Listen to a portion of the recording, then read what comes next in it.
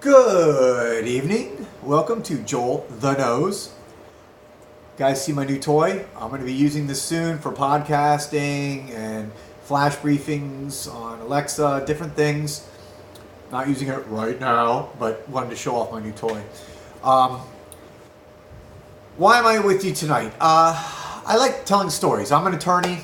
I go into court a lot. I have to convince judges, juries, different people. I have to do things. I have to convince other attorneys that I'm arguing with that my side and my argument is the correct one. How do you do that? Like anything else in life, when you're trying to convince anybody, a friend, a colleague, a family member, when you want something, telling a good story, crystallizes everything down and makes it more memorable. And so I love stories. I love telling stories. I love hearing stories. I love people on YouTube who are good storytellers. So hopefully you'll find some of my stories not too boring. My story today, of course, revolves around fragrance and scent and perfume. We're going back to the year 1986 or 1987. Oh, Dios mío. Oh, Dios mío. I probably shouldn't have said that because now you're like, boy, this dude's really old. Anyways, I was 16 or 17 and junior in high school. And one of the most popular girls in my school, who I was crushing on hard, my first real crush, love, whatever you want to call it back then. And we were good friends. We spent a lot of time together in class, out of class.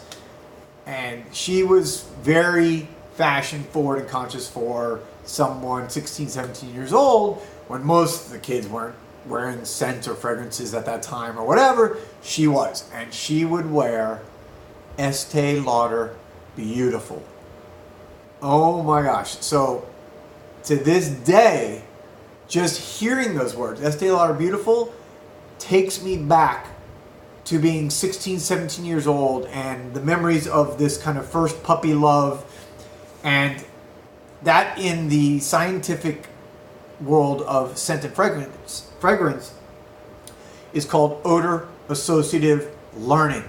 And basically, the first time I ever smelled Estee Lauder Beautiful, now you may have first smelled it may have been on somebody you had a fight with or a problem with, or somebody who was a superior at work who was mean to you, or a coworker who you just fought with, or whatever, or an ex-wife. And so therefore this is like a horrible scent for you. But for me, this is a beautiful scent because that takes me back to a more innocent time, a more carefree time, less worrisome and trouble-free, and that first kind of crush or love.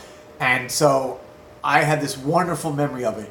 And I would go to stores all the time for many years after, and whenever I would smell that, it would take me right back to my high school days and to the memories that I created with this good friend of mine. And she turned into a very good friend, even though at the time, again, I was crushing on her hard.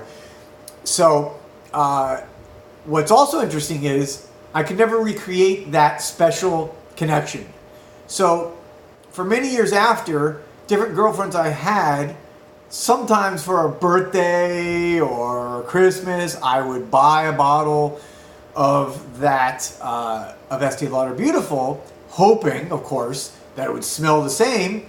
And if you listen to my channel at all, or seen any of my prior videos, you'll know that every person in the world, just like you have your own unique fingerprint, you have your own unique odor print.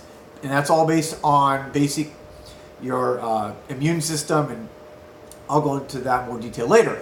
But bottom line is, it never quite worked the same. Of course, you had the general sense and the general smell of it being the same, but when it gets on the skin and interacts, it was never quite the same again. And maybe it was because the context, again, of my age, the time, the innocence, the first love, all that stuff, and maybe now for it, it's essentially ruined for me, meaning that it just won't work on anybody else. But I just thought this was a pretty cool way of showing that odor associative learning and how it can affect you and stay with you the rest of your life. If you have any other stories like this, your first boyfriend, girlfriend, what they wore, cologne, fragrance, perfume, I'd love to hear it. What your memories were, how it takes you back, how you hate it, love it, maybe that guy cheated on you or whatever. you know, and you hate it now, like Drakkar. Drakkar was really big in the 80s. So please leave comments. If you want to listen and hear more, subscribe and ring the bell, and that you'll be notified whenever I post more content. I hope you have a great night.